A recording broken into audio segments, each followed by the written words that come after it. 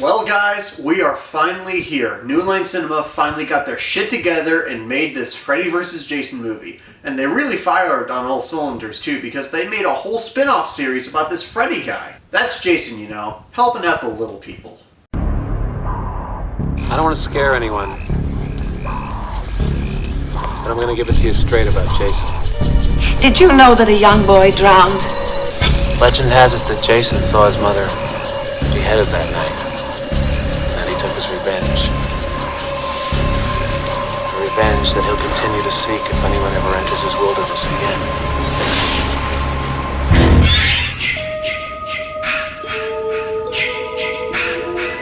Freddy vs. Jason tells the story of fellow slasher icon Freddy Krueger, who's been forgotten by the townspeople of Springwood, thus reducing his power. So he enlists the help of Jason Voorhees to spread fear among the town's youth, until Jason gets carried away and starts taking some of Freddy's kills, resulting in the ultimate death match. The Titans of Terror duking it out to settle once and for all whose franchise needed saving the most. I'll eventually do a review series of the Nightmare on Elm Street movies, of course, but for the context of this review, I really liked the first 4 movies, especially the third one. The 5th one was okay, but it definitely marked the beginning of a downward spiral in terms of quality, which eventually resulted in Freddy's Dead: The Final Nightmare, one of my least favorite slasher movies of all time. And while I respected its creativity, I can't say I full out enjoyed Wes Craven's New Nightmare, so for me this franchise was in desperate need of a shot in the arm. And Jason wasn't lagging far behind, so this movie had a surmountable task on its hand. Not only did it have to fulfill the wet dream of every horror fan,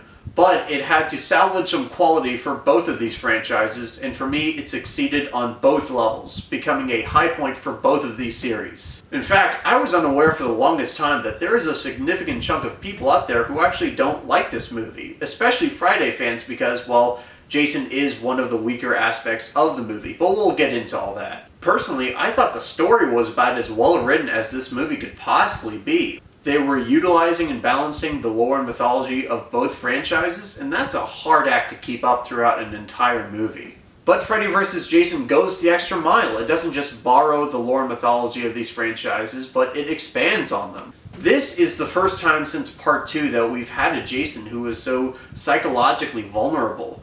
And if you want to argue that it makes him less scary, fine. I mean, that's all subjective. But for me, I'm a character guy, and I really appreciate when our villains are given more dimension, that we're given an opportunity to connect with them, because that's when they stop being generic monsters and become real characters. The weirdest complaint that I hear about this movie, honestly, is the fact that there's not enough Freddy vs. Jason going on. One, in my opinion, we get downright spoiled with the fight scenes, because not only are there multiple fight scenes, but they're all spectacular. They're all done with fantastic choreography and equally fantastic special effects. Okay, mostly fantastic. Again, it was the early 2000s and studios had just figured out how computers work, so they got a little carried away. But if you take into consideration the fact that this isn't only a versus movie, but also a genuine slasher movie, then I think it's easier to appreciate this film's structure and pacing. I know the impulse for every horror fan is to want a movie with just Jason and Freddy fighting, like that's all it is. But can you imagine how monotonous that would become, like how quickly the novelty of that would wear off? No, you needed a story to drive this movie and to give the fight sequences some dramatic weight. And kudos to the writers for giving us characters that we could relate to in this whole thing. Because having relatable characters in the middle of this mayhem not only makes the fights spectacular, but they also make them tense, they make them suspenseful. Because we actually have characters that we care about trapped in the middle of all this. So that adds another layer of tension onto the whole thing. I cared for more than a couple characters in this movie. Even Kelly Rowland wasn't that bad, despite what people say about her. I especially gravitated to Laurie, who not only had to fend off these monsters, but to unravel secrets from her own past. And unlike some previous movies I can mention, her past actually has some significance to the story, so everything is tied up here really well. There's also Mark, who's played by Brendan Fletcher, who is always intensely committed to his parts, even when he's starring in Ove Boll movies. He brings so much to this character, so much weight and so much enthusiasm that he honestly does become a highlight of the movie, and I wish we saw more of him. Somebody please wake me up!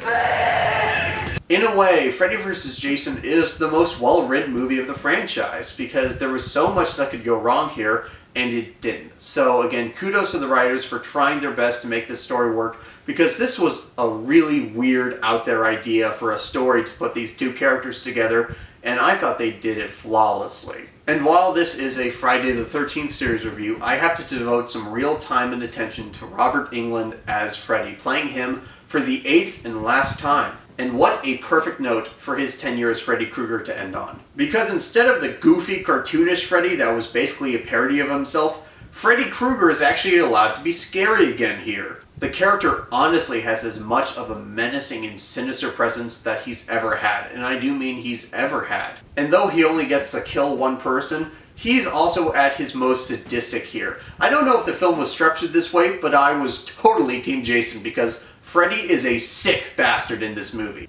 There's not just Robert Englund to thank though, because Freddy's portrayal and his presence is also aided by Ronnie Yu's sharp direction. He elevates Robert Englund's performance with the perfect atmosphere. When Freddy steps through that boiler room, which is lit to be a smoldering red, the tension is immediate, and it's almost like you can feel the heat emanating from that screen as his claws glisten in the heat. So that's Freddy.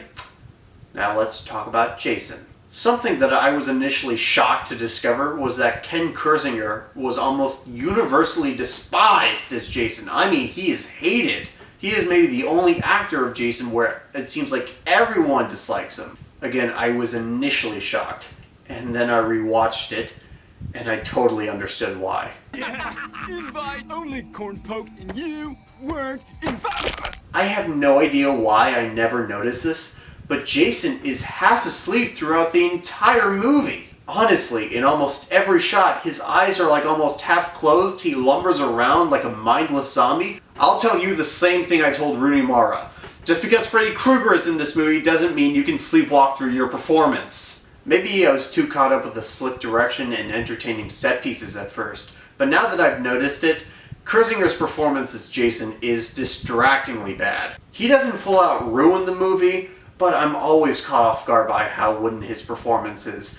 If anyone ever tells you that playing Jason must be easy because all you gotta do is walk around and kill people, show them a clip of Kirzinger, then show them a clip of like Ted White, and ask them if they can see what a big difference a good performance can make. I do understand the decision to cast a larger Jason than Kane Hodder. I mean, I do really like the physical dynamic between Freddy and Jason. It helps to juxtapose them even more. But that's no excuse for an underwhelming performance. I mean, look at Tyler Mane as Michael Myers. The dude was practically a giant, but that didn't get in the way of him having an imposing and threatening presence on screen that Kirzinger totally doesn't have. And that is a shame, because Jason is perhaps at his most developed and given the most dimension in this movie. We get to see what Jason's afraid of. We see him at his weakest. We see him being taunted by Freddy with the decapitated head of his mother. And most importantly, we actually get a flashback sequence, albeit briefly, of Jason as a camper at Crystal Lake. Something I thought this franchise was always missing was that important piece of backstory that we were always told about Jason, but we never got a chance to see it. We never got a chance to experience with it, and therefore we don't really appreciate it as much until this movie. Cry foul all you will, because I know this is a controversial opinion when it comes to slasher movies, but I think Jason is such an icon that he deserves more development. He deserves to be more of a character. He deserves to be more than just a guy in a hockey mask. Because anybody can be a guy in a hockey mask. Roy was a guy in a hockey mask, and I thought that was pretty underwhelming, and so did a lot of people. So Jason is more than just a hockey mask to people. He's a real character that's alluring, that keeps bringing people back time after time. And to me, that's the only real logical reason to keep bringing this character back, is to further explore him. Because we can see Jason hack away at people. We've seen it a bunch, but what we haven't seen so much is why he does it. Now, I know they had to make the fight scenes more balanced, because logically, Jason should really just overpower Freddy easily in the real world. I mean, Freddy couldn't even take on Nancy Thompson, a 16-year-old girl, in the first movie. But they overcompensate, and Freddy ends up winning way too easily. I mean, I love Freddy. I respect him as a horror icon. But to see a 60-year-old man in a Christmas sweater beat up Jason Voorhees, I mean, just hack away at him, that's pretty hard to stomach as a fan of both franchises. But Jason gets to stab Freddy with his own signature glove, so he gets his moments, and it basically evens out towards the end. And it's not like it's a total loss for Jason throughout the movie. I mean, he gets some great kills. I mean, that bed scene, that's like one of the few Freddy kills that honestly makes me cringe, like I can feel it in my back. And that cornfield scene is one of Jason's shining moments. It is the one scene where Kursinger really comes alive as the character. And if you want to see Jason at his most brutal and lethal, this is probably the scene you might want to go to, because it is perfect. If we're talking about how Freddy vs. Jason ranks up with the other movies, it's honestly pretty difficult because it kind of cheats. I mean, we have not one, but two horror icons on screen. Another thing is the fact that this really does feel more like a Freddy movie in the end. Even during the climax at Crystal Lake, Freddy is such a force of personality that he just overwhelms Jason. He just totally overshadows him and steals the scenes. Now, maybe you think that was inevitable given the nature of these characters, but I think Kursinger's subdued performance is a real definite factor here. If it was Derek Mears behind that mask, I think this movie would have played out very differently. But just on the basis of entertainment value, and how engaging it was, and how riveting it was, and how exciting it was to finally see this concept come to life, I thought this was a standout entry among both series in the end. But I say fair warning to all you Jason fans that you are going to have to put up with a pretty lackluster and just lame version of the character. But if you can look past that, if you can look at the actual movie, again, you will have a damn good time with Freddy vs. Jason. You might not even be a slasher fan, but seeing these two go toe-to-toe, that is some pretty satisfying stuff. So guys, those are my thoughts on Freddy vs. Jason. Did you love it? Did you hate it? Comment below. And join me next time when we talk about the reboot / reimagining / remake / 2009 version.